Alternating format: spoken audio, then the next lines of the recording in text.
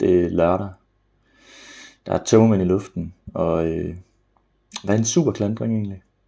Okay, så på Ordnet, der står der, at en klandring, eller at klandre, det er at udtrykke kritik af, eller misfornøjelse med. Hvordan forsvarer man sig mod sådan en? Det kan være, at for at forstå, hvordan jeg skal forsvare mig, så skal jeg forstå ham, der angriber mig. Jeg må hellere lave noget research.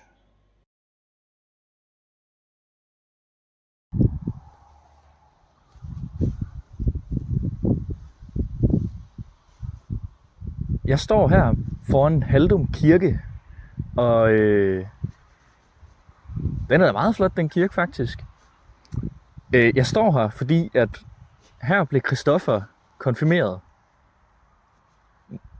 Måske, det er i hvert fald nærliggende at tro, fordi at Christoffer han gik på Haldum Hinderup skolen, og den ligger lige den vej. Så skal vi ikke gå derned? Jo. Jo. Jo.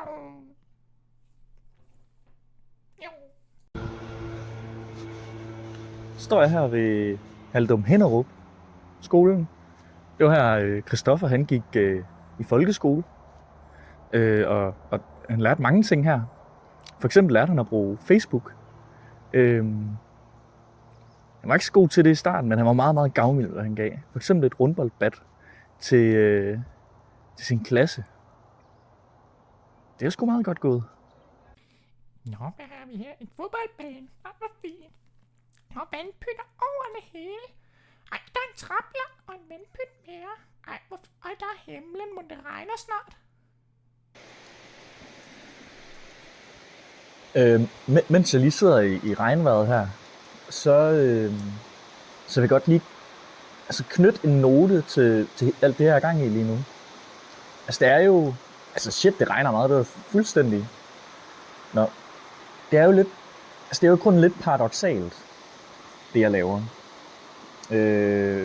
Fordi hvis jeg bliver kendt skyldig i at forfulgt Christoffer i 7 år, så skulle jeg betale 20 kroner til klandrekassen. Altså for at komme herud til Hinderup, ikke? Der har jeg betalt 22 kroner i busbillet for at komme ud. Jeg skal også hjem igen.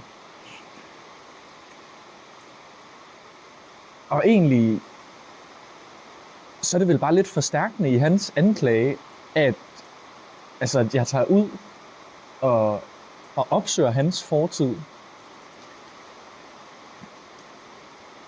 Er det virkelig et godt forsvar, det her? Eller er jeg i gang med at grave min egen grav? Jeg kan jo ikke stoppe nu. Jeg bliver nødt til at fortsætte med den plan, jeg har lagt. Det må lykkes på et tidspunkt at finde noget møg på Christoffer. Ellers sådan en fin fyr jo. Alle kan lide ham. Men jeg har også fundet noget faktisk her fra folkeskolen.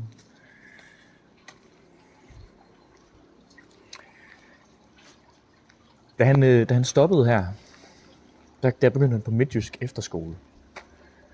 Og det er måske her, hvor hele vores problem det starter. Og det vil jeg måske lige fortælle noget mere om hjemme, hvor det ikke regner. Okay, så lad os se. Det var Midtjysk Efterskole, og så rutevejledning. Det 2 timer. Det kommer ikke til at ske. Jeg kommer lige med en note her.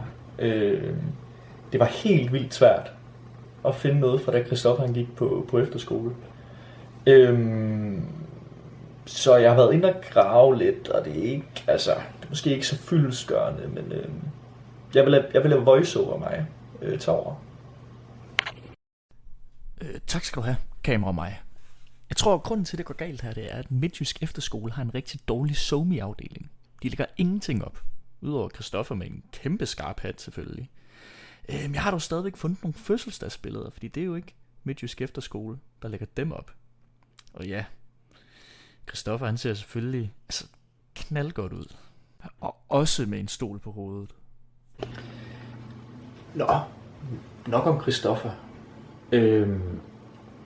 Det handler jo om jeg skulle have forfulgt ham det her. Og jeg må sige, jeg har jo været på Midtjysk Efterskole. Og det har jeg faktisk en video af. Den kommer her. Hej, og velkommen til Brølle News. I dag vil vi tage noget Midtjysk Efterskole, hvor vi skal til kortræf med en masse andre efterskoler, og vi skal lære nogle nye sange og vise vores egne sange. Og her snakker jeg lige lidt. Vi spoler lige videoen, indtil at jeg kommer med. Og det kommer, lad os se, lige om 3, 2, 1. Der sidder jeg og synger. Det er mig. Det kan du se mig. Og det havde jeg ret travlt med hele dagen. Og når jeg ikke lige sang, så bliver jeg faktisk også lige interviewet. Det kommer her. Lidt til alle sange. Nikolaj, hvad synes du om de 3 sange? Jamen altså, jeg synes sangene var rigtig gode. Og det er også nogle rigtig flotte stemmer, der er sådan noget. Der er selvfølgelig bare nogle af de andre elever, ikke, der er ikke helt tændt på at synge, kan man godt se. Det er vildt sagt, hva'? Oven på den bombshell-bemærkning, så vil jeg bare lige sige, at det var sådan, det var hele efterskoleåret. Der var ret meget fokus på musik, og når vi endelig var ude andre steder, så var det altså musikken, der var fokus på. Så begyndte vi selvfølgelig på gymnasiet, og der var det faktisk lidt den samme historie. Jeg har fundet et lille klip, som viser, hvor meget tid jeg faktisk brugte på musikken, også i gymnasiet. Så er vi klar? Så kører vi.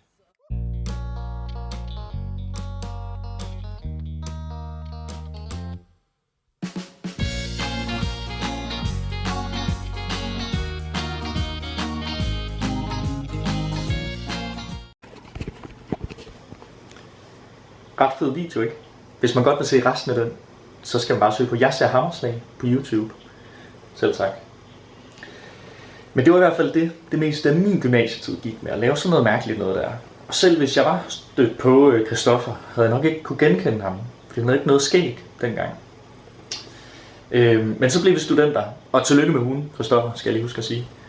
Og så holdt vi sabbatår, og Christoffer han har fortalt mig, at han var i militæret, og han var i Nepal, og jeg har været i ingen af de 2 ting. Så der har det nok været svært for mig at forfølge ham i hvert fald. Så for lige at runde det hele af.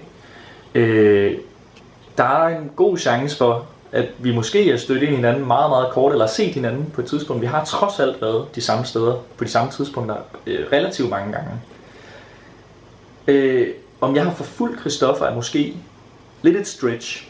Det værste jeg har gjort er nok at dykke så langt ned i hans Facebook-profil. Men hvem har ikke gjort det?